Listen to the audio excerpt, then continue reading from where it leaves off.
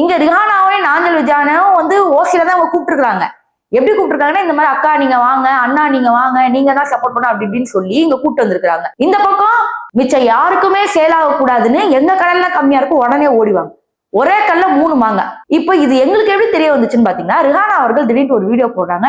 என்கிட்ட எல்லாம் 1 லட்சம் அவங்க கேட்கலங்க அப்படின்னு. இது என்ன கதைன்னா, இவங்க கணக்கு சொல்லணும்ல. இப்ப ஃபார் எக்ஸாம்பிள் இப்ப எனக்கு ரெவன்யூ வரல, எங்க நீங்க இது பண்ண ஸ்டால எனக்கு சுத்தமா ரெவன்யூ வரல, at least half of the amount return பண்ணுங்க, ஒண்ணு இங்க வேலைக்கு ஆகல அப்படின்னு நம்ம கேட்போம்ல. அதுக்கு அவங்க சொல்லியிருக்காங்க, அதெல்லாம் ரிஹானாக்கு 1 லட்சம் கொடுத்தாச்சு, நாஞ்சல் விஜயனுக்கு 1 லட்சம் கொடுத்தாச்சு அப்படிங்கிற மாதிரி ரூடா பேசியிருக்கிறாங்க. அப்புறம் இந்த விஷயம் ரிஹானா அவர்களுக்கு தெரிய போய் அவங்க ஒரு வீடியோ போடுறாங்க. நான் யாருக்கிட்டையும் கேட்கலங்க, நான் அப்பத்துல இருந்தே ஸ்மால் கண்டென்ட் கிரியேட்டர்ஸ்க்கு இதுவா நான் வந்து கொலாப் பண்ணிட்டு இருக்கேன், நான் எப்படி அதை செய்வேன் அப்படின்னு அவங்க ஒரு வீடியோ போட்டுருக்காங்க. அதை போய் பார்த்துட்டு வாங்க. என் மேல ஒரு தப்பான ஒரு நேம் கிரியேட் பண்ற மாதிரி ஒரு விஷயம் நடந்திருக்கு. ஸோ அது இன்ஃபர்மேஷனா இந்த வீடியோல நான் சொல்லிக்கிறேன். யூனிவர்ஸ் புட்டிங் சொல்லிட்டு ஒரு எக்ஸ்போ நடந்தது. நிறைய ஸ்மால் பிசினஸ்க்கு ஹெல்ப் பண்ற மாதிரி ஒரு கவுண்டர் அமைச்சு அவங்களுக்கு கொடுக்குற மாதிரியும் இவங்க விளம்பரம் பண்ணாங்க.